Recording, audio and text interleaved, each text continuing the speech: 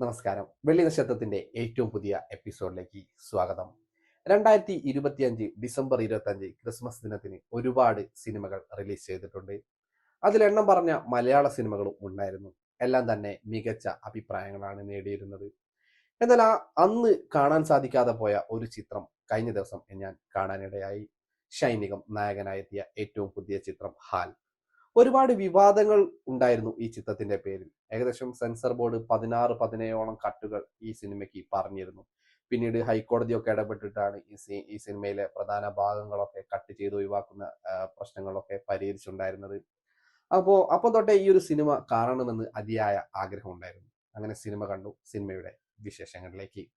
കോഴിക്കോട് നഗരം പശ്ചാത്തലമാക്കി 2025 തയ്യാറാക്കിയ മലയാളം ചിത്രമാണ് ഹാൽ. മുസ്ലിം മതവിഭാഗത്തിൽപ്പെട്ട ആസിഫ് എന്ന യുവാവും ക്രിസ്ത്യൻ പുരോഹിതന്റെ മകളായ മരിയ ഫെർണാണ്ടസും തമ്മിലുള്ള പ്രണയകഥയാണ് ചിത്രത്തിന്റെ ഇതിവൃത്തം എന്ന് പറയുന്നത്. ഇഷ്ടപ്പെട്ടയാളോടൊപ്പം ജീവിക്കാൻ വേണ്ടി കുടുംബത്തിൽ നിന്നും ഇറങ്ങിപ്പോകേണ്ടി വരുന്ന ഒരു പെൺകുട്ടിയുടെ കഥയാണ് ഇത്. റാപ്പറായ ആസിഫും മരിയയും തമ്മിലുള്ള പ്രണയത്തിലൂടെ സിനിമ കഥ പറഞ്ഞു തുടങ്ങുന്നു. ചിത്രത്തിന്റെ രാഷ്ട്രീയം വ്യക്തമാകുന്നത് അടിപിടി കേസിൽ പോലീസ് സ്റ്റേഷനിലെത്തുന്ന നായകന്റെ പേര് കേൾക്കുമ്പോൾ കോൺസ്റ്റബിളായ പോലീസുകാരനുണ്ടാകുന്ന പ്രതികരണത്തിൽ നിന്നുമാണ്. ആസിഫ് ബീരാൻ എന്നാണ് യഥാർത്ഥ പേര് എന്ന് പറയുമ്പോൾ പോലീസുകാരൻ തിരിച്ചു ചോദിക്കുന്നത് ബോംബുണ്ടോടാ കൈ. ഇഷ്ടമില്ലാത്ത വിവാഹത്തിൽ നിന്നും പിന്മാറാൻ നായകനൊപ്പം വീട് വിട്ടിറങ്ങുന്ന നായിക. ഇതോടുകൂടിയിട്ടാണ് ചിത്രത്തിലെ ലവ് ജിഹാദ് എന്ന വിഷയം പുറത്തു വരുന്നത്. ഇരുവർക്കും അഭയം നൽകണമെങ്കിൽ പെൺകുട്ടി ഇസ്ലാം മതത്തിലേക്ക് മതം മാറണമെന്ന് പറയുന്ന നായകന്റെ കുടുംബക്കാർ. എന്നാൽ നായകൻ ഈ വിഷയത്തെ എതിർക്കുകയാണ് ചെയ്യുന്നത്. എന്നാൽ നായകന്റെ എതിർപ്പ് അവഗണിച്ച് നായിക മതം മാറാൻ തയ്യാറാണെന്ന് പറഞ്ഞു മുന്നോട്ട് വരുന്നു. പിന്നീട് ലവ് ജിഹാദിന്റെ പേരിൽ പോലീസ് നായകനെ കസ്റ്റഡിയിലെടുക്കുന്നു. IS അടക്കമുള്ള ചാര സംഘടനകൾക്കായി റിക്രൂട്ട് നടത്തുന്ന ഏജന്റായി മുദ്രകുത്താൻ അവർ ശ്രമിക്കുന്നു. തന്റെ കാമുകനെ രാജ്യദ്രോഹ കേസിൽ നിന്നും ഒഴിവാക്കണമെങ്കിൽ സ്വന്തം വീട്ടുകാരോടൊപ്പം മടങ്ങണമെന്ന് ഭീഷണിപ്പെടുത്തുന്നതും നമ്മൾക്കിതിൽ കാണാൻ സാധിക്കും.